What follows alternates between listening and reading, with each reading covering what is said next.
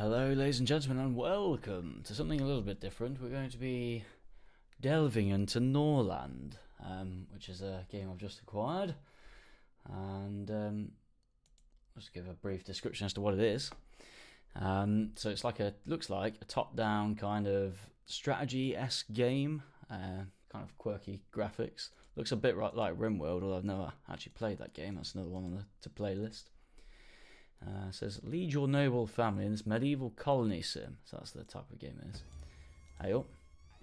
We won't watch a video on it. We'll just get straight in. Facing off against class conflict, religious struggle and political treachery. Tend to your people's needs, uncover the lost knowledge of a fallen empire, and engage in nefarious plots against your enemies. So it sounds interesting. So we'll give it a quick blast, shall we? I should really have loaded it up first, shouldn't I? We've loaded it to make sure it works, and it does work. It still is in early access at the moment, so hopefully there's no glaring issues.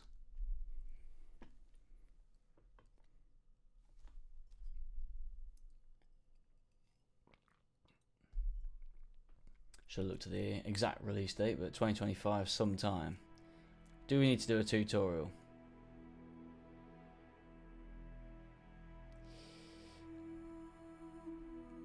We'll jump right in, shall we? Right, Norland is a complex game with a lot of new mechanics. Okay, we highly recommend going through our brief tutorial, after which you'll be able to continue. Okay, fine, we'll do the tutorial.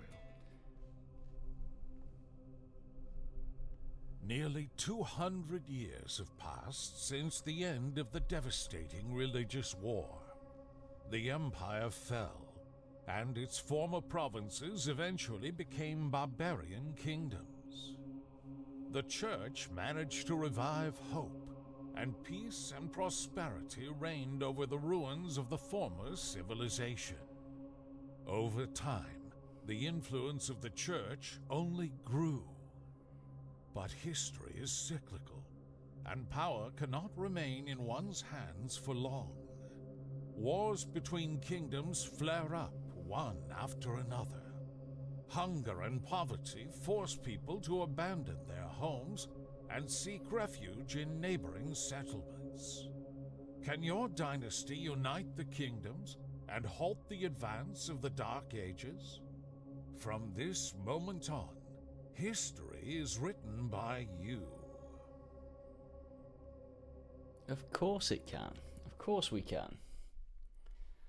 Well, there's a few discrepancies there between the audio and the subtitles, but it all made sense, so we'll let them off.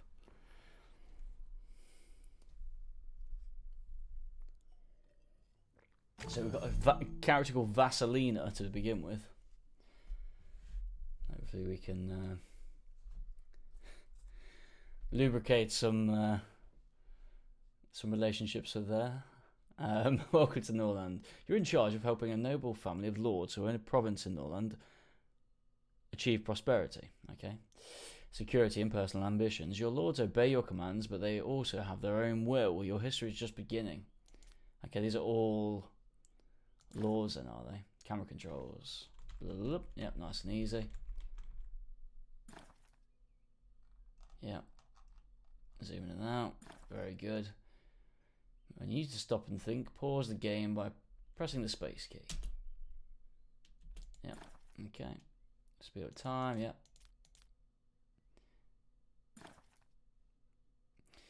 In Norland, you can now control the noble family, so you need to assign a manager to oversee the workers in the buildings. The instructions given by the managing lord are sufficient for 3 days, and on average, one lord can manage 7 to 10 buildings.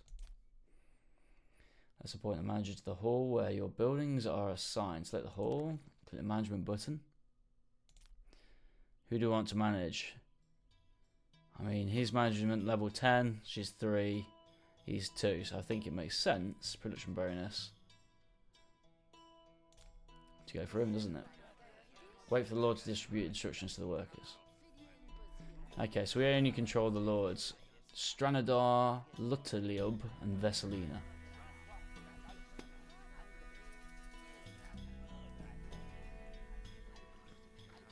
So he's chatting to this dude here. Galika, who has fallen on the floor. Not happy about homelessness. So really no bed and roof over my head. Oh dear. Building construction. Great. The workers are now aware of your plans and ready to start building. Wood is the primary resource used in construction, so our first priority is to build a lumber mill. Click on the construction menu, select the resource heading, and select lumber mill. So far, we don't really need a tutorial, but there might be some stuff that we've not done before. Okay, so why is it red? Okay, it's not. Okay, there. Wonderful. Now let's build a rutabaga field to ensure everyone has food. Okay, so I'm guessing we go in here. Wait, what? Fields are best placed and especially fertile. Click the right mouse button to go back. Okay, I see. And then we want that there. Okay, excellent. After choosing the construction site, exit the construction mode, wait for the construction build to complete it, and you can speed up. Okay, so we'll speed it up. Who's building? Slavalub. Interesting names. Excellent. So we've got some people building here. What a question mark over here. And here. What is this? Some kind of tavern?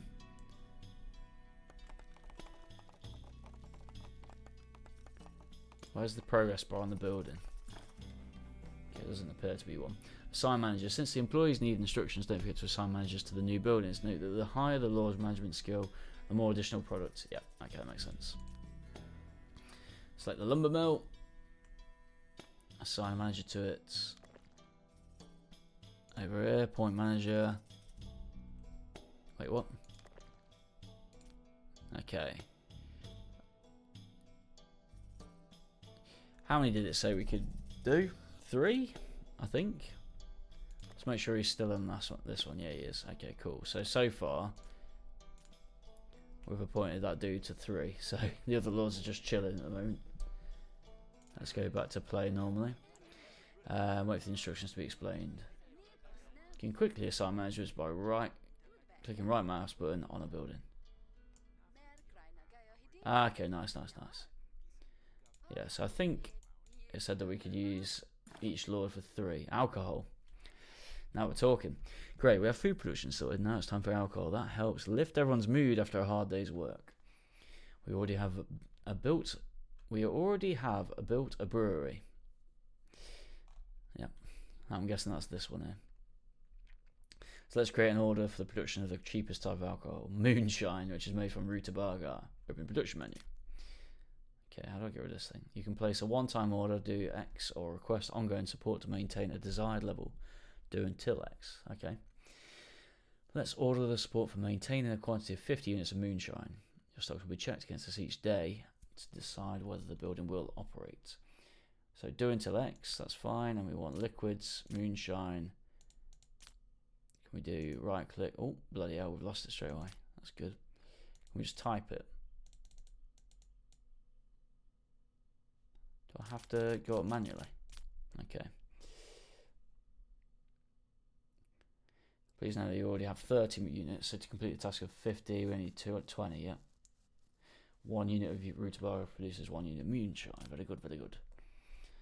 So close that and point a manager to the brewery. Well, I feel like we can't. Okay, we can. He's got 4 things he's managing. I can't remember what the capacity was for the management. Oh well, we'll continue assigning him as manager until he can't.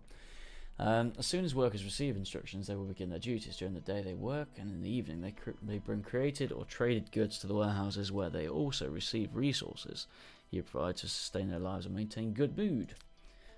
Okay, so yeah, it's, I guess, Colony Sim. I've not really played a Colony Sim before properly. Here in the central column you can set up daily or one-time resource distribution to your characters. You're currently providing flour to peasants. That means we might have bread. We don't want that. And let's also give them 1 bottle of moonshine each day. I feel like I've had a bottle of moonshine with the way I'm reading things. So every day we want to give 1 Okay, select the resident category, peasants, select moonshine. Wait, what? Every day. Okay, peasants, there we go. Moonshine. Okay, so set on 1. That makes sense. We can close that. I'm not sure how we got into that exactly. Oh, what happened that? Books knowledge at the bottom. The strongest negative thoughts of the peasants are written, along with the number of characters that share them. We can see here that they are displeased by the flavourless rutabaga and the unappetising moonshine. We can resolve this by producing high quality products, but we can't do that without specialised knowledge contained in books. But where can we get them? Ah, here comes the Holy Caravan to the rescue. They will sell us books and give us much needed gold for our other resources. That's good timing. So we've got a Holy Caravan.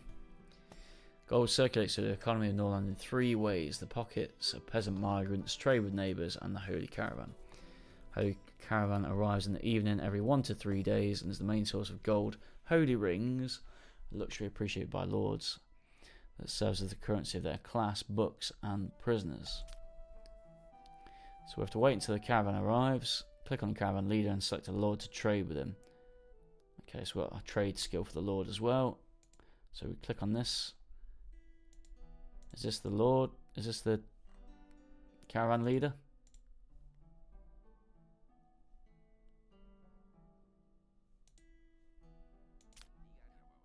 That was not the caravan leader. That's a prisoner. Where's the bloody leader? There we go. Caravanner. You look like the leader. How do we trade? Goes to trade info. Maybe we have to wait for them to actually arrive in the town.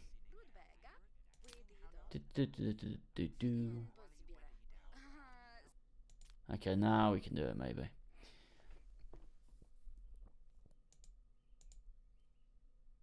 Ready to trade. Okay, I see. Trade. Okay, it's up there. I see.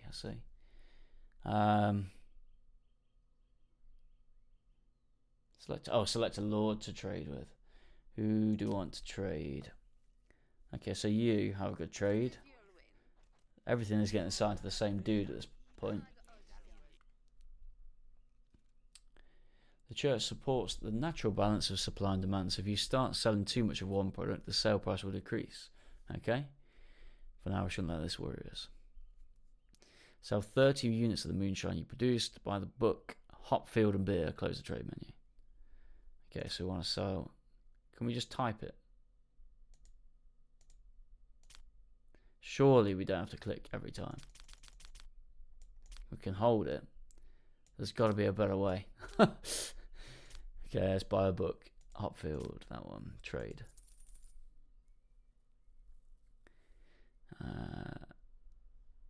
You can move more. Oh, I should have read that. You can move more items at once by holding down the shift. Okay, so if I wanted to trade that, that's making me close it now. Now that we have a book on how to grow hops and produce beer, you can study it in the library through the knowledge menu. Okay. Hop, field, and beer. What's this? We can learn and rewrite. What's rewrite? A lord transcribes a book in order to create a new copy. In the process, the lord acquires knowledge. The higher the lord's intelligence level, the faster the book is transcribed. It requires 3 to 9, depending on the knowledge level. The action will be performed daily as long as it's possible or until you cancel it. Well, we want to just learn it for now. And you have to learn it first to rewrite it. That makes sense. Okay, so Vesselina is got some pretty good book smarts. Close knowledge menu. Tasks for lords. Besides managing buildings, your lords can also carry out other tasks. However, they will refuse to do any tasks if they are unhappy. It seems that one of them is already unhappy now. Bloody hell. Okay, so the general colour of their background is what is their mood, I'm guessing. This is indicated by the red background and their portrait. I should just read things, shouldn't I? Maybe I need to improve my book smarts. Let's see what happened. Select the unhappy lord by clicking on their portrait. Kapow. Okay, she's got a torturous desire. She's got an obsession. Well, Vesselina. Was she... Okay, yeah. Strong negative thought. You can hover over the icon, hover over the thought. Yeah, we've learnt more. Wait, he? It's a she. It's definitely a she. Wait, hang on. Yeah, it is. Yeah, it is. If you hover over the desire icon in the strong feeling section, you will see that this lord dreams of gold. Who doesn't? Okay, but how exactly?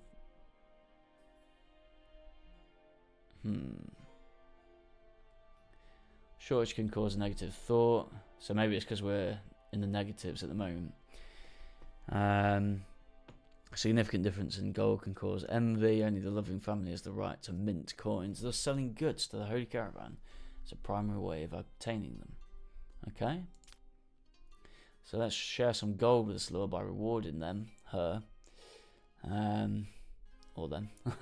And in doing so, boost their mood and improve their relations with our king. Click the action button, select the king, choose a reward action. Okay, so action. King.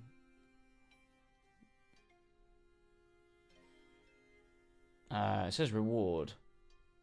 So we have to gift. I guess it's gift. Once your king finds the time, he will reward the lord you have chosen. However, you can make him complete the task immediately. Click on the king. Pow. Click on the reward. Okay. Click the reward task. Wait for the king to reward the unhappy lord. Where is he? How do I go to him? Here he comes. I'm not sure how exactly we're trained on her at the moment. I'll zoom in and watch him give her just rewards.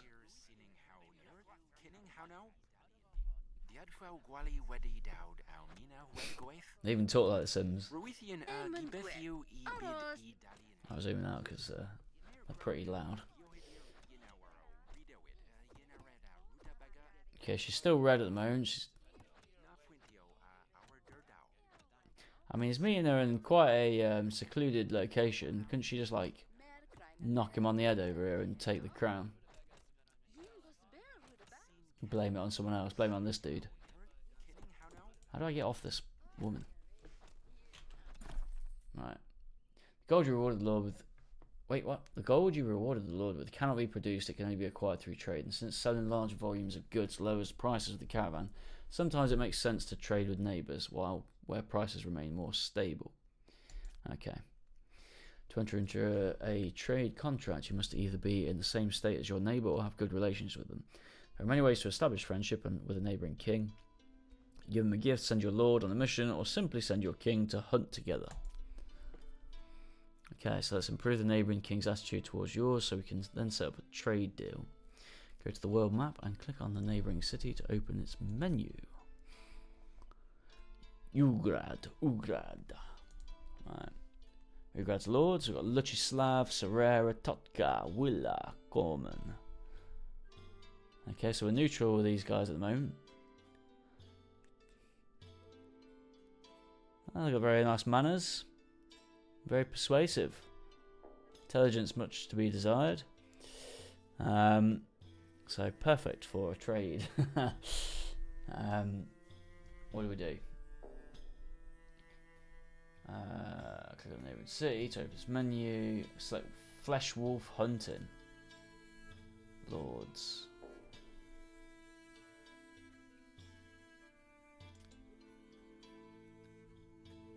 Alright, we're going hunting with the king. Let's go. Wait until the kings have hunted together. Seems a bit dangerous. Hoping he's taking some kind of retinue.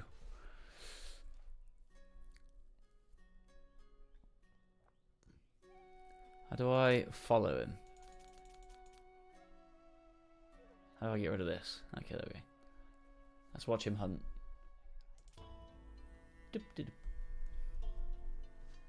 Doesn't look like he's took much in the way of weapons with him.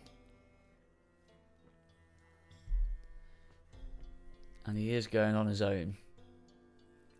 This all seems like a bad decision. Okay, he's buggered off. And he's back. Excellent. Your kings had a great time together. Their relations improved, and now it's perfect time to talk business. Click on the neighbouring city to open its menu. Action. Okay. How do we get to the neighbouring city again? World. There we go. There we go. Action. Trade. Buy moonshine. Sign your lord to finalise the deal. To set up a profitable deal, send your lord with the highest trade skill. Makes sense. So, who's got the highest trade skill? 15 for 86, 15 for 63. Yeah, where's the...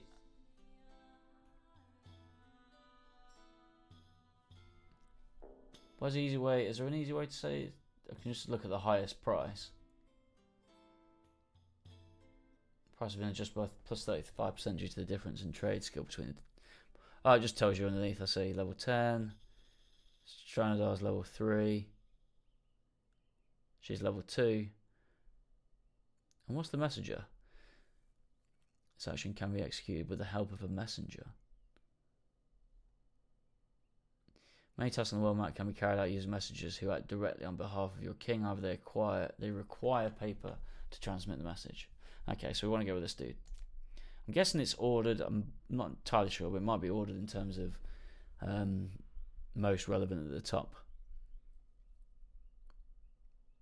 Okay, let's continue.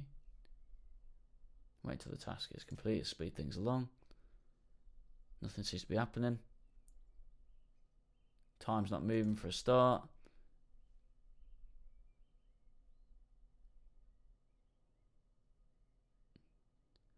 Why is he not doing anything?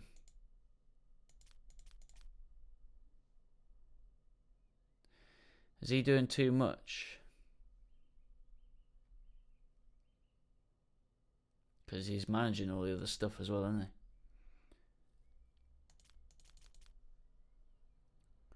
Maybe. Let's try assign someone else, although we won't get as much stuff for it. Yeah, it looks like it's in order. Let's assign the king. I think it is that he's doing too much. I think it might be better to unassign him from one of the fields or something.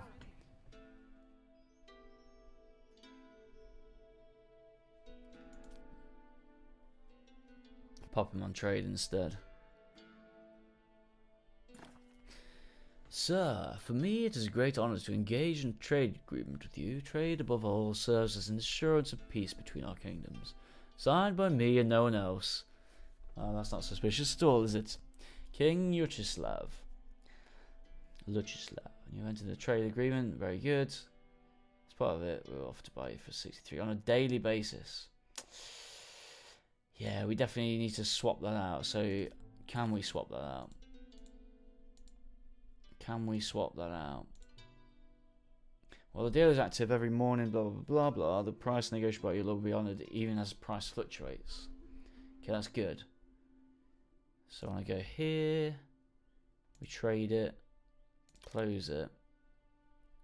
For the trade to take place, an available peasant from your city will be dispatched. The distance between your kingdoms means that this kind of trade is not instantaneous. However, these regular exchanges don't require paper like other actions on the global map do. Since your kings already agreed to the deal, return to the local map by pressing the wheel button or right click anywhere. Okay.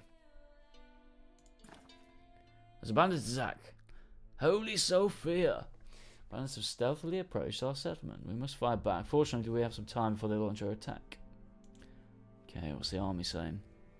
We'll create a squad. Each squad must be led by a lord or a knight, which can be hired here in the army menu by clicking the button on the left. The higher the squad commanders, yep, the better. Create squad. Create squad. He's better, but he's also... Isn't he maxed out on stuff he can do? Maybe not.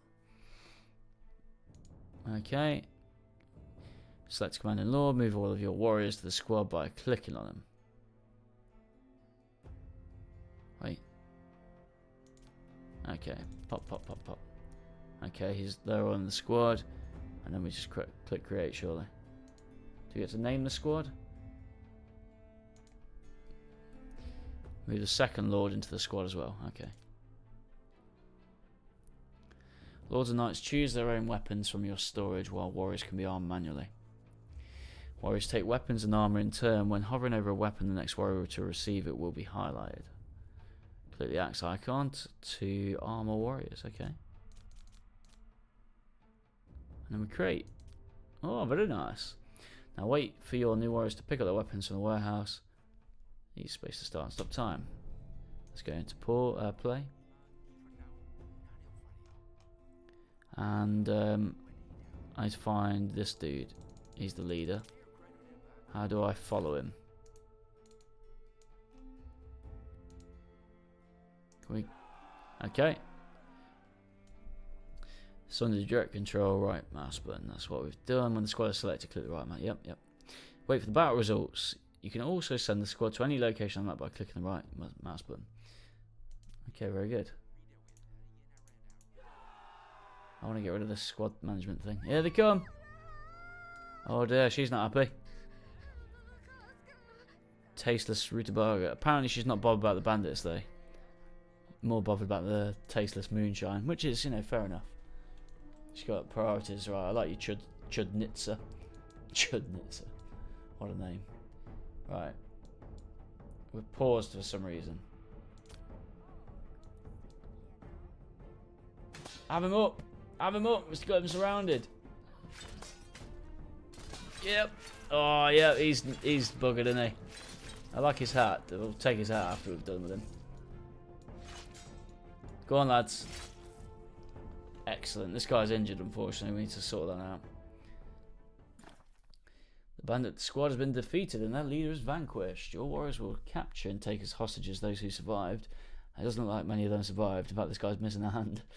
Your warriors will capture and take it as hostages, and the peasants will bring them to the settlement later. Okay.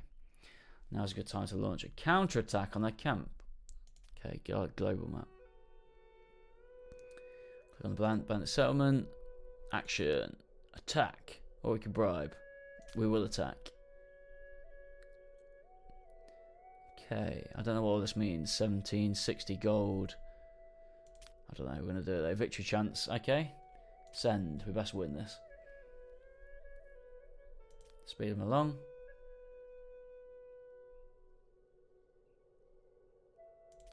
How do we know where the hell they are? Let's get off this map and follow him. Look, his hand's still there. How do I just follow the dude? Can't click him here. Yeah, it's on the world map, I think. If I zoom out, where's our... I don't know where our... Oh, this is our province. So it doesn't show him on the world map, as far as I can tell thus far.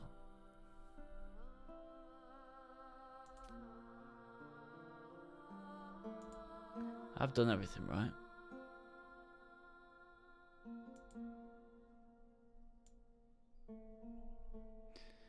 I don't know, we'll speed things along, see. Yeah, okay. Just took a bit more time. Too impatient. Your party has reached the bandit camp and is preparing to launch an attack. Click the battle icon. It's looking pretty in our favour here. You can retreat from the battle if it seems unwinnable.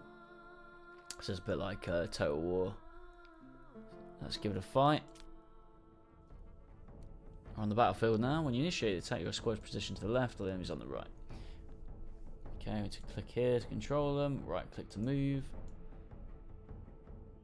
I wonder if you have to use tactics or if you just run in and beat the crap out of them. Click on the banner. Okay. Keeps pausing, but I'm guessing that's because it's a tutorial to speed things along.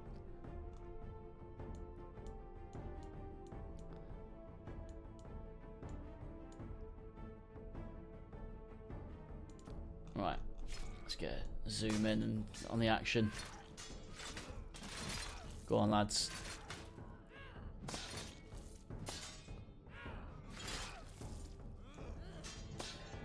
Yeah, nicely done, guys. Victory! We didn't even lose anyone. Okay, so there's only one dead. We captured two. Very good. Relations with matriarch +7. What's this? Relationships begin when the bishop arrives in your city. Population over 40. Damn, there's a lot going on in this, isn't there? Availability of various goods on the Holy Caravan depends on the matriarch's attitude towards you. If the relationships are unfriendly and fall below 0, the assortment available at the caravan will decrease, and if they fall below -25, it will stop coming to the city altogether, so we don't want that. While the matriarch remains neutral, she will warn you about impending disasters that she learns about from her predictors. With friendly relations above 25, you can request a blessing from the bishop, and the availability of goods will expand. The matriarch will send the Inquisition to your city if relationships drop below -100. Interesting. Various factors influence relationships, and you can check them by hovering your mouse over the Mother Sophia cross icon in the upper left corner, which is this one, I'm guessing. Indeed. Okay, cool. So we're on 0, we're on 7. That's good. What's this one? King's Ambitions. 13 population. We have a tiny hamlet. Need 7 more to get a small village. If you're not ready to advance to the next stage of settlement development, refrain from buying prisoners, and you can always halt migration in the hall menu. Okay. Let's not get ahead of ourselves here. Help! During the game, you can always seek assistance by opening the help menu. Sometimes hints related to your current situation will appear here. You can disable this in the settings menu. Okay, yep. Okay, cool. Very good, very nice. Minimize. You've completed the basic training. You can now continue the current game at the easy difficulty level, or through the main menu start a new game by creating your noble family, customizing the political map and difficulty to your liking. I think that sounds good. Let's go to the main menu. Although I will have to... We'll get a new game set up, but then I'll have to call it, unfortunately. Let's have a look, see what we've got here. Ladder Sill. We'll stick with their generated name, shall we? Family members. 3 brothers and a wife. Is it not a random one? We'll go with what is set for us, I think. 3 brothers and a wife. What does Varn mean? The native inhabitants of the central plains of Norland, the Varn were pushed eastward by the expanding empire. Their seclusion and strict social antagonism against outsiders to their culture allowed them not to assimilate into the empire like other native peoples. Possessing ancient knowledge about the nature of Norland, Varn seek their unique path in harmony with the living nature and with neighbours. Okay, values peace, xenophobia against Caden, knowledge, nature, peasant traditions, pagan.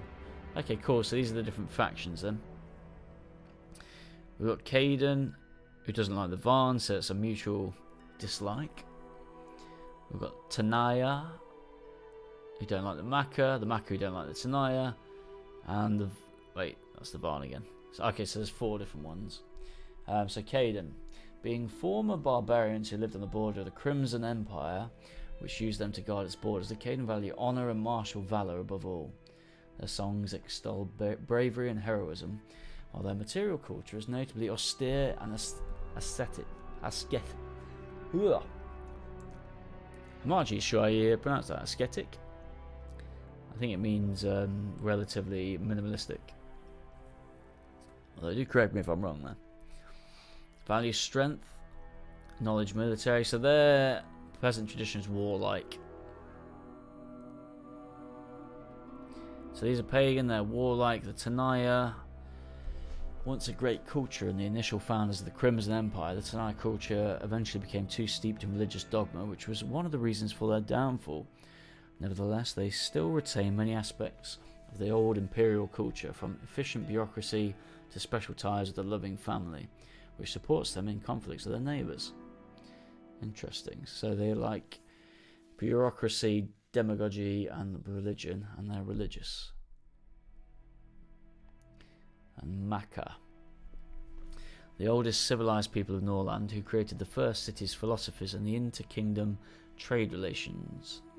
The Maka have long been overshadowed by the more enterprising Tanaya, and for many hundreds of years have been in demographic decline.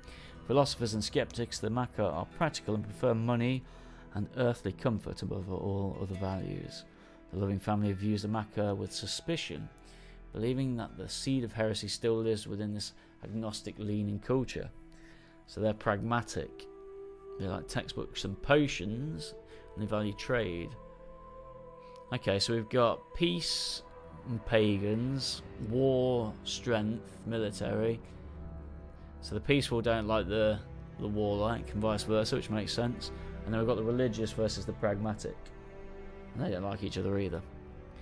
I'm feeling the barbarians after, in honour of Grog and his companions and knights and merchants. We'll go Caden, the Caden. Okay, so let's change the names up a little bit, but I can change the name. Got a very square, it's a bit of a square head there. I feel like as a barbarian, you gotta have a bit of meat on your head. Hairstyle.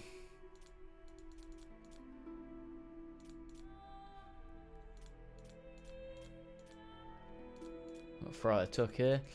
Which one's a good barbarian? We're getting there. It's kind of hard to see because of the crown. I feel like maybe I should click here. Ah, you can customize each individual one. I think we'll just customize the king. Oops. That's fine. Meat on the head.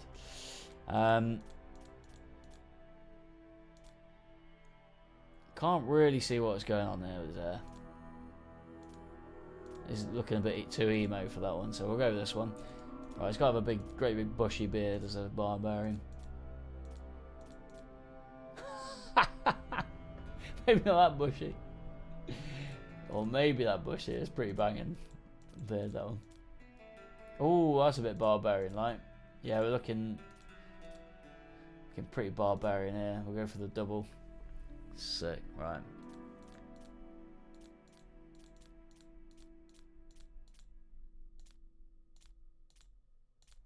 Yeah, looking good. Looking good, I think.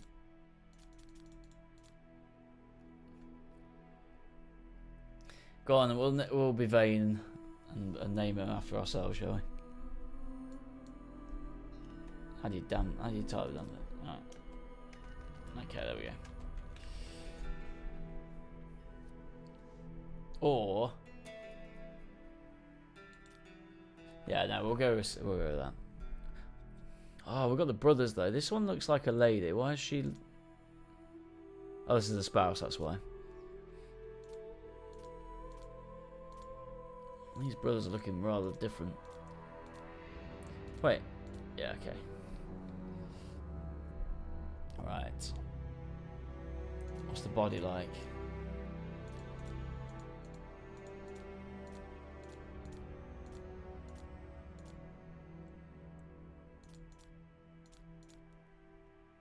I mean, it is just after Christmas, so we'll go with this one.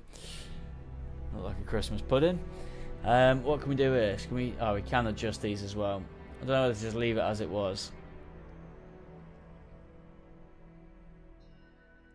We'll leave it as it was. Oh no, I almost randomised the look, then that would have been bad. Can you not randomise the skills? Okay, so we've got talent for persuasion, intelligence apparently, management and teaching. Character traits: empathetic, resistant to addictions, beautiful, calm is greyed out for some reason, incompatible. This trait cannot be selected because it's not compatible with already selected traits. Okay.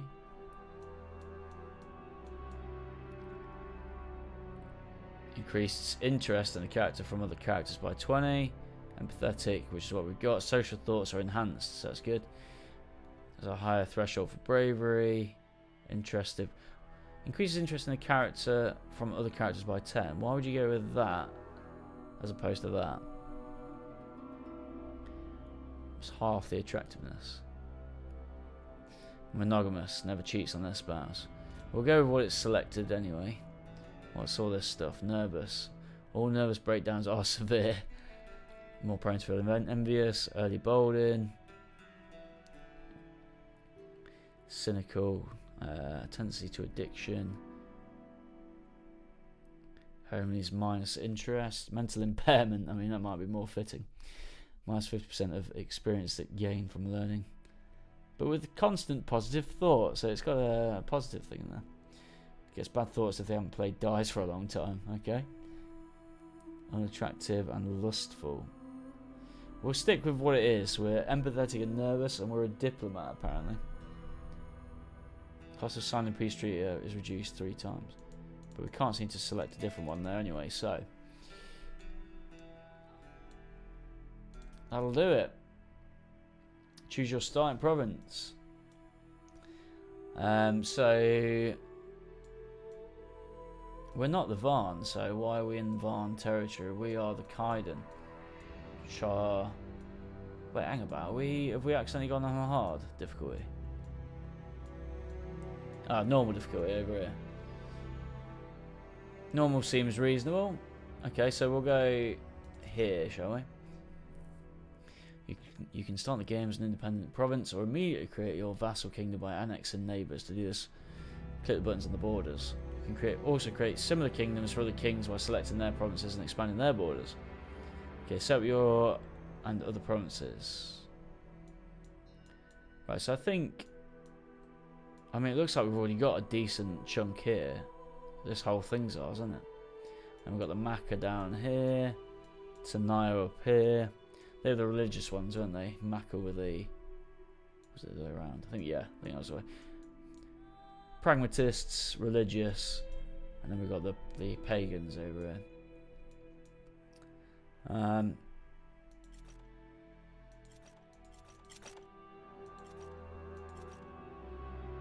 Why is that purple?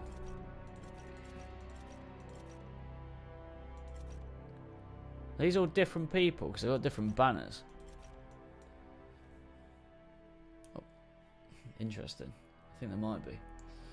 First village, iron, a basic resource mainly used in the production of other resources such as tools. There's a lot more in this than there was in the tutorial, but that is to be expected.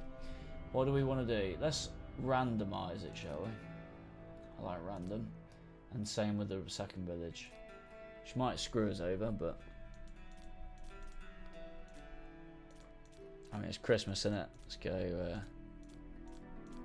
Christmas tree.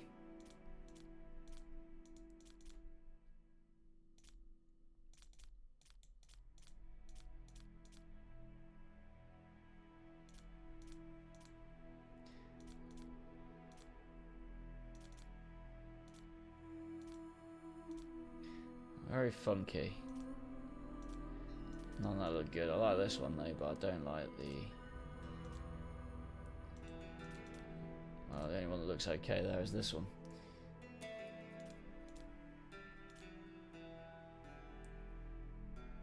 I do like purple.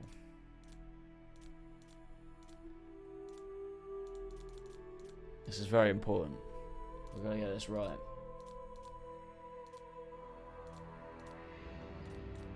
I'm not so sure about the Christmas tree now.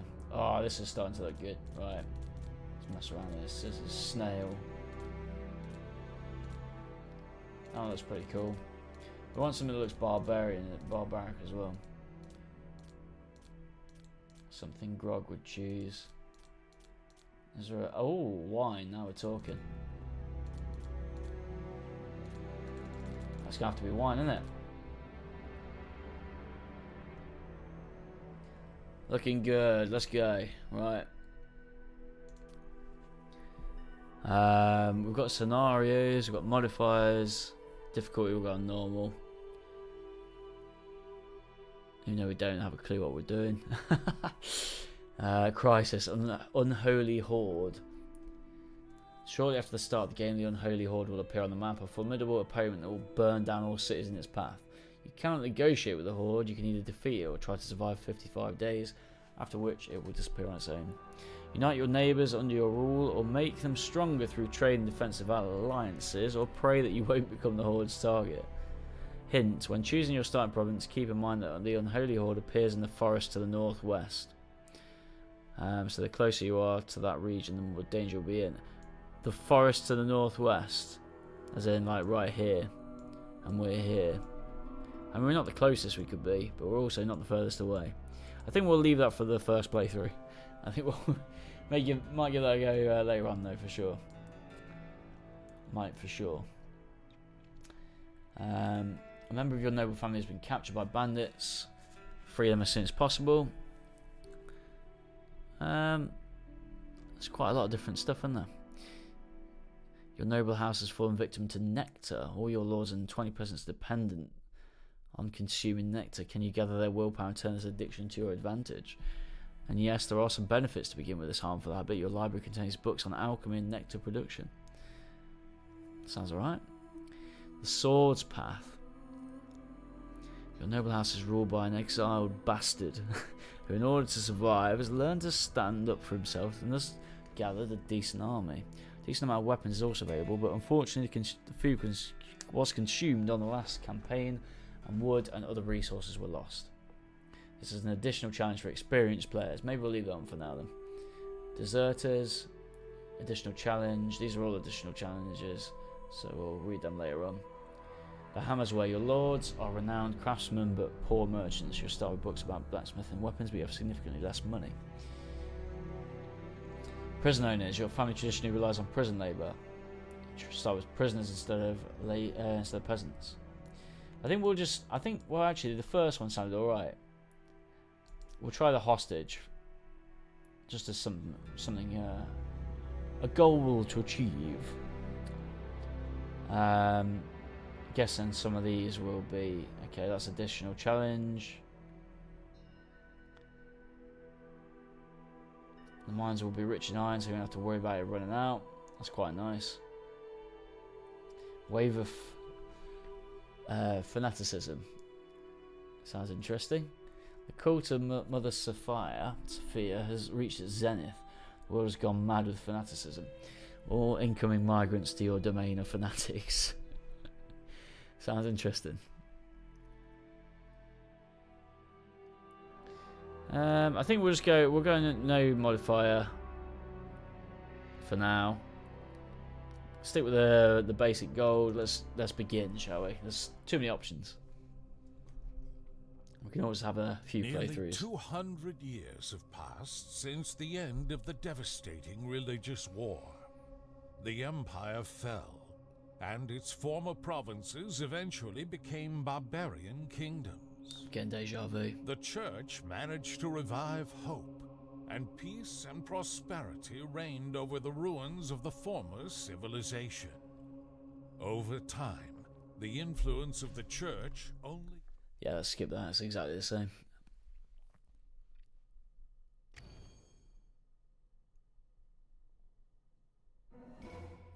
Smirik and Ruark, my brother. Norland, the year 2898 since the creation of the world. And this is something different, I think. 200 years have passed since the Great Crimson Empire perished in the flames of the religious war. Its former provinces have become the barbaric kingdoms, kept from mutual destruction only by the all-powerful Church of the Mother Sophia. While the holy prophets speak of the impending end of the world in one of the small kingdoms, a dream of the birth of a new empire is taking shape. That'll be our empire.